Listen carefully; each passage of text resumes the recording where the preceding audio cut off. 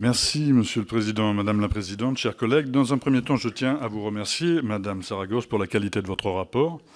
Il démontre que les chaînes France 4, RFI et Monte Carlo Doualiya continuent d'assurer pleinement leur mission de service public en promouvant la francophonie et une certaine idée de l'audiovisuel public.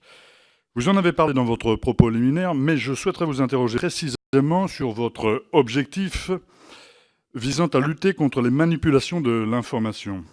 Cette orientation constitue le cœur de l'offre éditoriale que vous proposez, comme en témoigne la création récente d'un onglet vrai ou fake avec France Info, vos 6 émissions quotidiennes de vérification d'informations, ainsi que la création de services dédiés à cette question au sein des rédactions. Cette intention est louable, mais elle interroge sur d'éventuels effets pervers qu'elle pourrait présenter. Dans le présent rapport, il est question du programme audiovisuel de RFI qui s'applique à combattre les clichés eurosceptiques. Celui-ci nous explique que, par exemple, qu'il est faux de penser que l'Europe favorise le dumping social, ceci au mépris de la libre appréciation politique de chacun.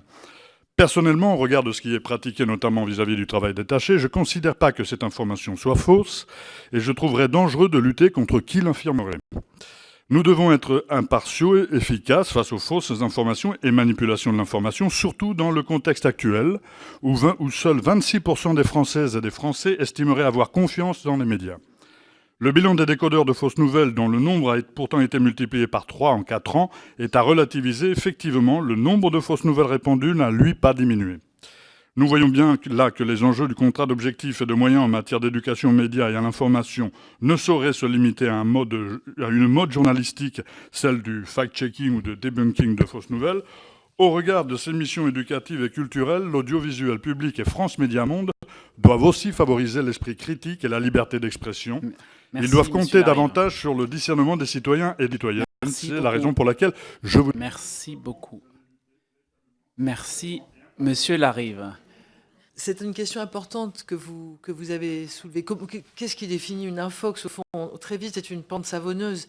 Qu'est-ce qui est vrai? Qu'est-ce qui est faux? Quand on commence à parler de vérité, de critères, c'est pas tout à fait simple. Sauf quand c'est un mensonge avéré. Enfin, quand tout d'un coup on nous présente Barack Obama avec sa voix et son articulation normale, son lipping, comme on dit en audiovisuel, qui dit des choses qu'on pourrait penser plausibles sur Donald Trump, on se dit, et pourtant c'est totalement faux, et c'est des deepfakes dont je parlais.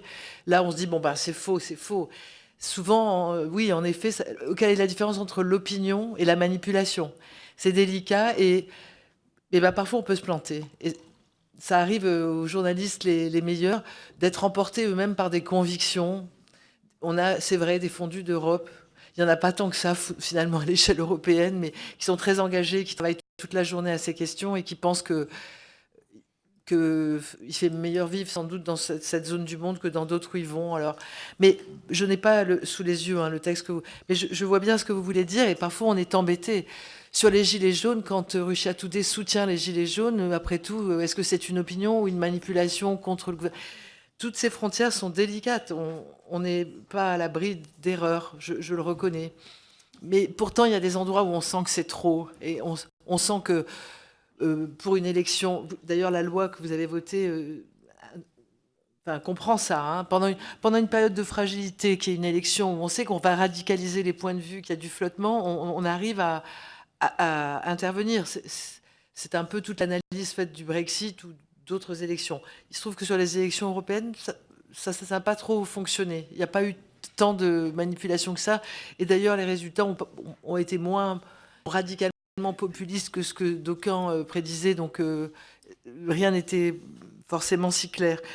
Donc, je reconnais qu'on n'est que des êtres humains et qu'on est faillible. Mais sur cette lutte contre les infox, je pense que dans l'ensemble, on a quand même un gros travail. On certifie beaucoup de choses, dire sur le terrain. On va à la source. On a les observateurs qui sont en lien avec un réseau de 6000 personnes, citoyens, citoyennes, dans le monde, qui font monter des choses qu'on vérifie en faisant des recoupements. Ça, on n'a pratiquement jamais été pris en flagrant délit d'erreur, enfin jamais même, sur les observateurs. Et surtout, je crois que c'est la formation qui est l'enjeu. Le sens critique, vous avez parlé du sens critique. Pourquoi est-ce que dans le domaine des infox, ce ne serait pas le même qu'en mathématiques ou en connaissance de l'histoire Au fond, on est dans la même posture. Je pense que d'ailleurs, notre ministre de l'Éducation nationale est est parfaitement d'accord avec cette idée que c'est le sens critique qui est le premier rempart et que c'est celui-là qu'on doit développer, comme on le ferait en philosophie d'ailleurs ou en littérature. Donc, c'est ça qu'on essaie de faire, de donner des outils aux enseignants, parce que parfois ils se sentent très isolés, les enseignants, sur ces questions. Ils viennent nous voir, ils passent des journées en immersion. On a même eu 2000 demandes de formation on n'en a pas pu les recevoir. Ils sont dans leur classe, ils ont besoin d'outils, ils ont besoin de discuter avec des journalistes, parce que parfois, ils se trouvent dans des situations proches des journalistes. Quand ils sont face à une classe où il y a par exemple du multiculturalisme et qu'il y a dans leur classe des Russes, des Turcs, des jeunes qui viennent de tous les pays et qu'ils doivent gérer des points de vue qui sont donnés par la presse française. C'est très difficile. Donc, nous, on est à leur côté. On reçoit pendant la semaine des médias à l'école, on a dû voir 1500 élèves. En France, on le fait à l'étranger avec nos correspondants.